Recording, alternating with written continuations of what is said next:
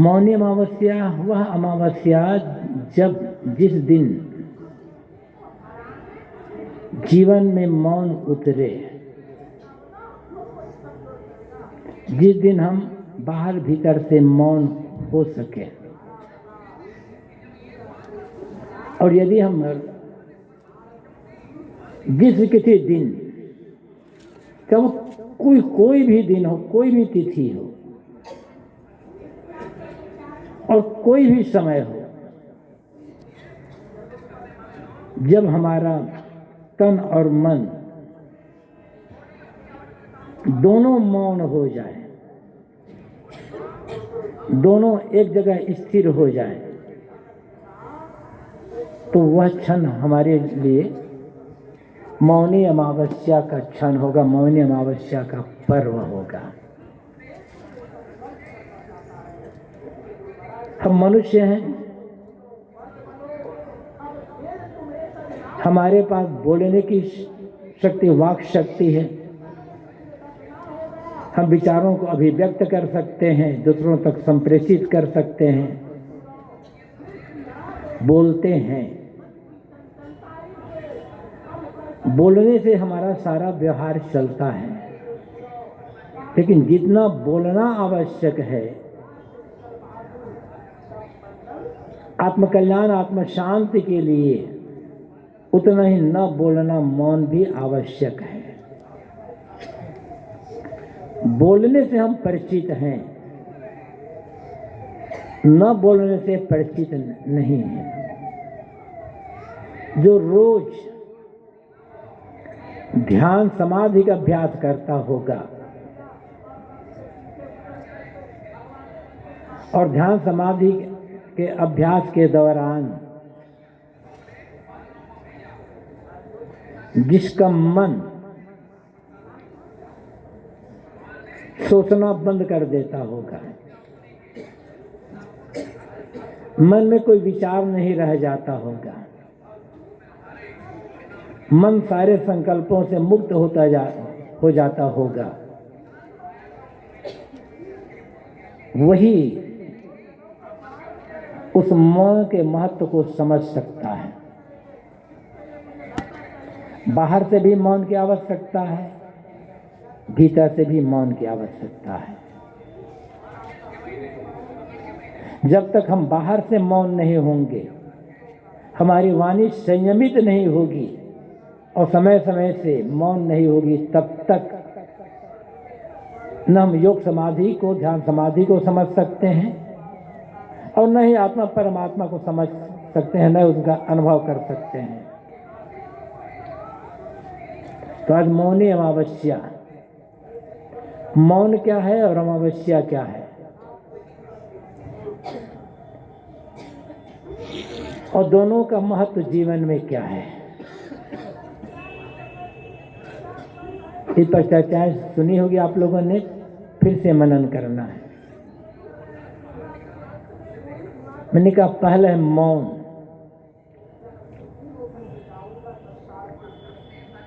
बोलने की इतनी अधिक आदत बन गई है कि आदमी को आधा एक घंटा चुप रहना, न बोलना बड़ा कठिन लगता है। अकेला है आदमी तो मुख से तो नहीं बोलेगा, किंतु मन ही मन बोलता रहेगा। और दो आदमी बैठे हों और आधा एक घंटे से बैठे हों तो और बड़ा मुश्किल है।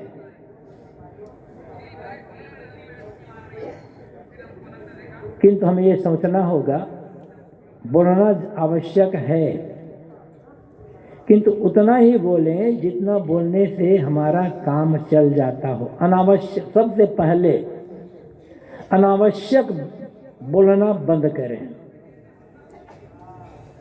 जिसकी आवश्यकता नहीं है, ऐसी बातें बोल बोल करके हम अपनी एनर्जी को नष्ट करते रहते हैं, फिर आदत बन जाती है। अनावश्यक बोलना बंद करें, समय के विरुद्ध न बोलें, और जिस बात में जिस बात से दूसरों को चोट पहुंचती हो और जिसमें दूसरों का अहित होता हो वह बात न बोले। कहा जा सकता है गलत समय में न बोलें, गलत बात न बोलें और गलत ढंग से न बोलें। यह अत्यंत जरूरी है और ये मानव मात्र के लिए जरूरी है। स्वामी शंकराचार्य ने विवेक चूड़ामणि में जहाँ योग समाधि का रास्ता बताया है, उन्होंने कहा है योगस्य प्रथमम द्वारम वांग निरोधो। योग का पहला द्वार, योग का प्रवेश द्वार क्या है? वांग निरोधो, वाणी का संयम। जब कोई आदमी संयमित वाणी बोलती है, जब कोई आदमी संयमित वाणी बोलता है और वही बोलता है जिसकी आवश्यकता है, तो धीरे धीरे उसको वाक्य संयम की शक्ति बढ़ती चली जाती है। अब फिर अभ्यास जब करना होगा, अभ्यास करते कर समय समय से हम अभ्यास नहीं कर पाते, लेकिन हम लोगों को सप्ताह में एक दिन 2 घंटा 3 घंटा 4 घंटे का मौन व्रत का पालन करना चाहिए। देखेंगे यदि आप लगातार सप्ताह में एक दिन में आप आधा दिन ही 2 घंटा 4 घंटा 6 घंटा रोज मतलब हर सप्ताह में एक बार मौन का पालन करते, तो साल भर बाद देखेंगे आपको उससे कितना फायदा हुआ होगा।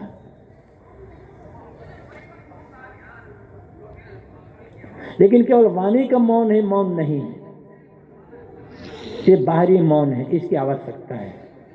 जिस समय गुस्सा आ रहा हो उस समय मौन हो जाए, या दूसरा व्यक्ति हमसे गुस्से से क्रोध से बात कर रहा हो, हमें गाली दे रहे हो, उस समय मौन हो जाए तो कितना फायदा होगा। एक आदमी हमें गाली दे रहा है और हम भी गाली देने लग जाएं, एक आदमी क्रोध कर रहा है हम भी क्रोध करने लग जाएं, एक आदमी झगड़ने आया है हम भी झगड़ा करने लग जाएं, तो क्या स्थिति होगी जीवन में? सबका अनुभव है। लेकिन एक आदमी हमें गाली दे रहा है, एक आदमी हमसे भयंकर क्रोध में उल्टा सीधा कह रहा है और हम उस समय मौन हो जाएं, हमें तो शांति मिलेगी ही, सामने वाले का गुस्सा भी जल्दी शांत हो जाएगा। विवाद, कलह, लड़ाई झगड़े से सहज छुट्टी मिल जाएगी।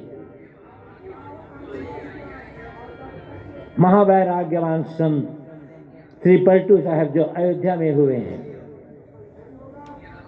उन्होंने कितनी बढ़िया बात कही है। पलटू हमसे लड़न को आवे सब संसार, वे बोले हम चुप रहें सहजे जावे हार। लड़ने के लिए आया, वो बड़बड़ कर रहा है, चुप हो जाए, उसकी हार हो जाएगी। बोलने वाले की जीत नहीं होगी, जीत होगी न बोलने वाले की। ये मौन का महत्व है, ये मौन की विजय होती है। तो समझ सकते हैं ऐसी स्थिति में, विवाद की स्थिति में, क्रोध की स्थिति में और उत्तेजना की स्थिति में यदि हमारी वाणी मौन हो जाए तो कितना हमें लाभ होगा, कितने कला आदि विवाद से हम बच जाएंगे। लेकिन इस मौन से अधिक आवश्यक मन का मौन है। किसी ने गाली दी,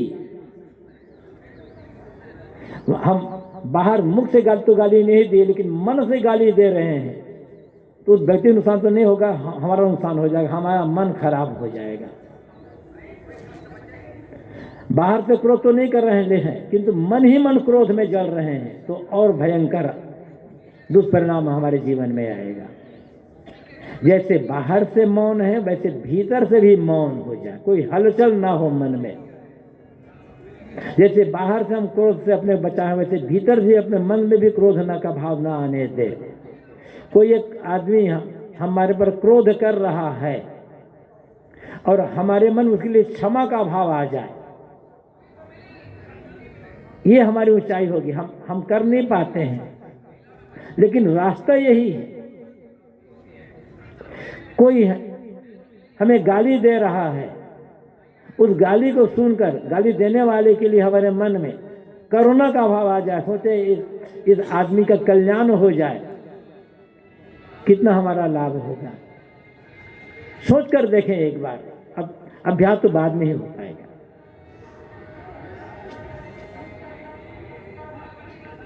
तो बाहर से भी मौन और भीतर से भी मौन, भीतर से शांत। जब ऐसा अभ्यास करेंगे तो वास्तविक जो मौन है, जिसे ध्यान कहा जाता है, वो ध्यान से। ध्यान क्या है? शरीर से कोई क्रिया ना होना, मुख से कुछ ना बोलना और मन का कुछ न सोचना। शरीर, वाणी और मन तीनों का मौन हो जाना, यही ध्यान है, यही समाधि है। और इसी को आप परम गति कह सकते हैं।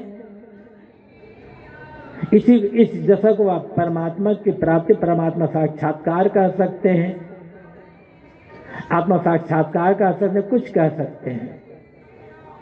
कठोपनिषद में नचिकेता को आत्मोपदेश करते हुए यमाचार्य ने कहा है, यदा पंचावतिष्ठन्ते ज्ञानानि मनसा सह